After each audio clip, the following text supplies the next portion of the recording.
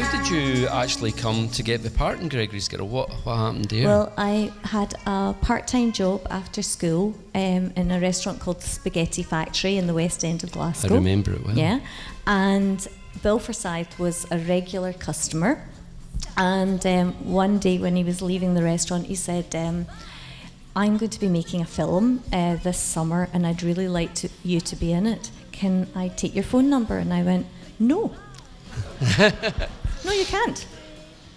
And he was like, oh, really? And because my mum had always told me not to give my number to anyone I didn't know. Good advice, kids, okay? Really? So I refused point blank. And he was like, okay then. And I was like, who's that weirdo? You know, I was like 16, no, I was probably 17 then, totally clueless. He's the weirdo that says he's me. I would just honestly, I say this all the time, I thought I'd turn up at his flat and he'd be in his pants with a camcorder.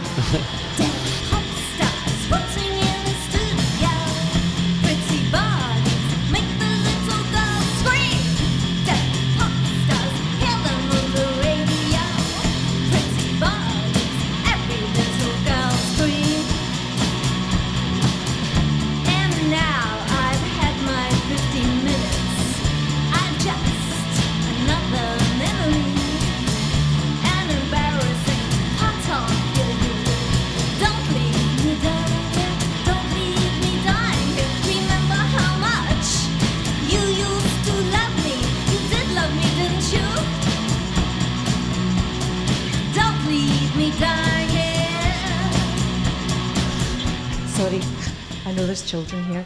I'm at my worst when there's children in an audience. Can I just say? It's educational.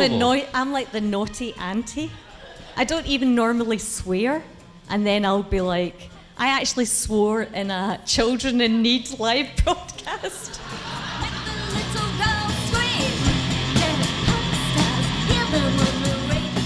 Sorry, so Bill then, I said, I'm always here. So Sandra Payne, who was my manager at the restaurant, said, listen, Bill Forsyth really does want to meet you. So we met in Nico's. I don't know if you remember Nico's in Sauchiehall Street. And he claims that I drank 6 mini bottles of Prosecco, which sounds about right, because I was so nervous. So then he introduced me to Gordon, and I said, I'm sorry, I can't work with him. He's wearing flares. I didn't really. I really wasn't that obnoxious. I was terrified. I still am most of the time. And Gordon and I, we got to make the film over the summer, and it was a joy. But none of us, really and truly, none of us had any idea it was going to have the impact on our lives that it has had. Thank you. It's official. I am the world's most embarrassing mum. Ellie, I'm sorry. Thank you. This is one of our many hit records that we had back in the 80s. Told you to stop saying the 80s. I know. 90s. Lower, higher. Yeah, we were part of Britpop. Yeah, it was us and Blur. I just saw in the news. Blur versus Bluebells. Who will win? I've been falling down again, falling down again, falling down. I've been falling down again, falling down again, falling down. So I asked her, do you need a shield from a weapon? The elements read as all the hate comes pouring down. I've been falling down again, falling down again, falling down. I've been falling down again, falling down again, falling down. It's been amazing, actually. It really has, and I can't explain it. Particularly the double whammy. Literally, this summer I left school and made Gregory's Girl, and I got signed to CBS Records, and I will never understand why that happened to me. I'm really glad it did.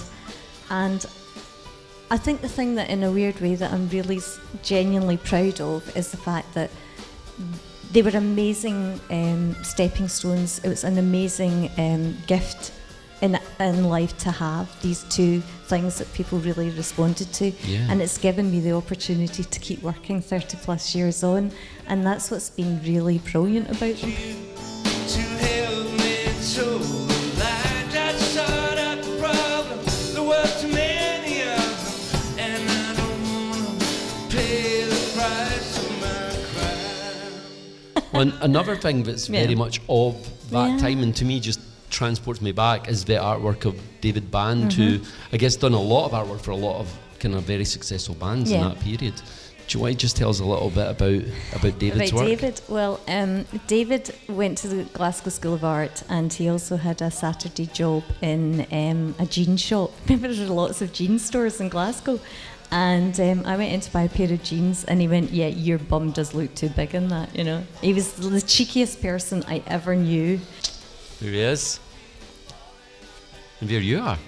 Yeah, that was in Australia, because he moved to Australia, perhaps to get away from me, I'm not sure. He was hugely talented, and he always said it the way it is. So he designed all our record sleeves initially, and we used to do limited prints of them as well. So when the record came out, we would send to people limited print editions of David's work, because we were quite arty-farty, really, the band, Altered Images.